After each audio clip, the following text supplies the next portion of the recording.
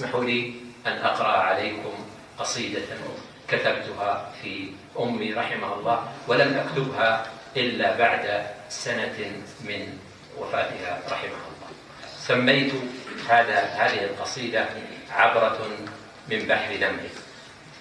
أقول فيها: أحبك يا أمي على القرب والبعد، أحبك يا أمي ولو كنت في اللحد، أحبك حبا لو مزجت رحيقه ببحر لصار البحر أحلى من الشهد، أحبك حبا لو يسير سفينه على اليم ألهاه عن الجزر والمد، أحبك حبا لو أظل سحابه لأهمى بلا برق يلوح ولا رعد، أحبك حبا لو سقيت بمائه فيافي نجد أورق الشيح في نجدي، أحبك حبا لو بسطت رداءه على القاع فاق الروض بالعشب والرند، أحبك حبا لو نثرت عبيره بدرب عروس ما اشتهت عطرها الورد، أحبك حبا لو نقشت حروفه على الصخر ذاب الصخر من شدة الوجد، أحبك حبا لو قدحت زناده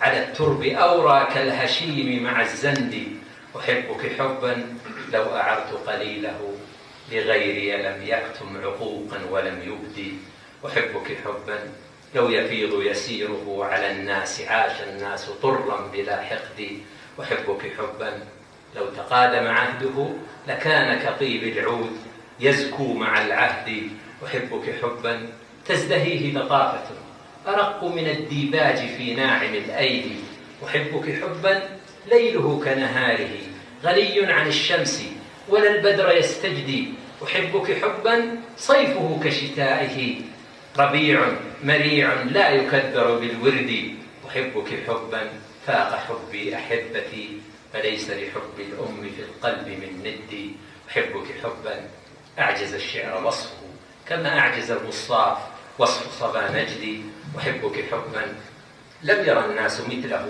به تضرب الأمثال في صادق الود، أحبك حبا ما يباع ويشترى لأن كنوز الأرض دون الذي عندي، أحبك قولا واعتقادا ومسلكا جهارا وما أخفيه فوق الذي أبدي، وأشهد أني رغم ذاك مقصر بحق التي أعطت كثيرا ولم تكدي، وحبك يا أمي وليدا عرفته وأرضعتني إياه مذ كنت في المهد، زرعت وأسقيت فأورق واستوى وما أطيب الأثمار في موسم الحصد، وما ساءني إلا تأخر جنيها فبادرها ما نال منها سوى الكد، أحبك يا أمي وحبل مودتي عسير على القطع ويقوى مع الشد، أحبك والأحزان ليل يحوطني وما أطول الليل البهيم بلا سعد، إذا غربت شمس بكيت أميمتي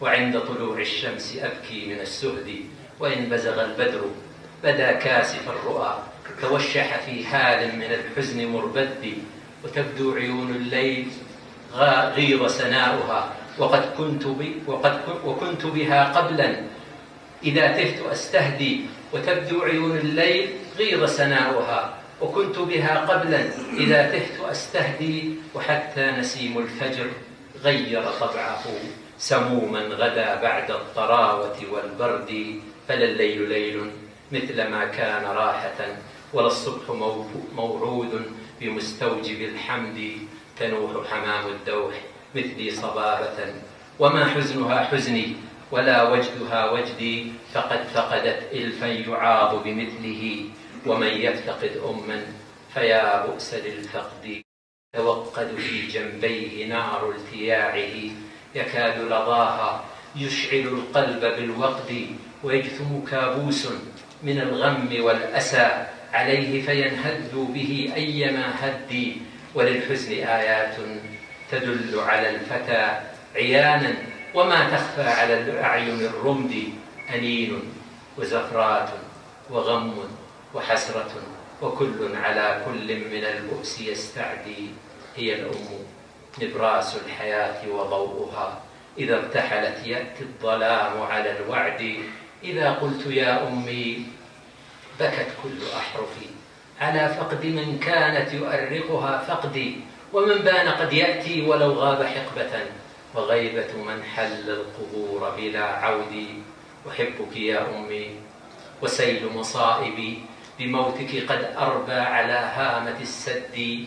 وحسبي مصابا أن فقدك تاركي، أقضي خريف العمر مستوحشا وحدي. أكابد مكسور الجناحين غربة، وإن كان لي في كل واد بنو سعدي. ومن رام عيشا بعد موت صفيه، فعيش كلا عيش وإن جل في العد. أحبك يا أمي ومن ذا يلومني لحزني عليك إذ سبقت إلى اللحد. رحلت بأفراحي وأنسي وسلوتي وأمني وآمالي وحفزي لدى جهدي. فأصبحت والإمساء مثل صباحي، كلفظ بلا معنى وسعي بلا قصد. وعيني على ما فات تدري دموعها، وقلبي إلى الآتي يسير بلا رفد. فحزني عليك الدهر ليس ببارح بغير جواري معك في جنة الخلد. سلام على الدنيا تناثر عقدها، وقد كنت يا أماه واسطة العقد. سلام عليها عدلها في بلائها، وعلقمها من فك حتى عن الشهد. بها الموت كالمنشار غاد ورائح، ومن يأمن الدنيا يجد أبلغ الرد.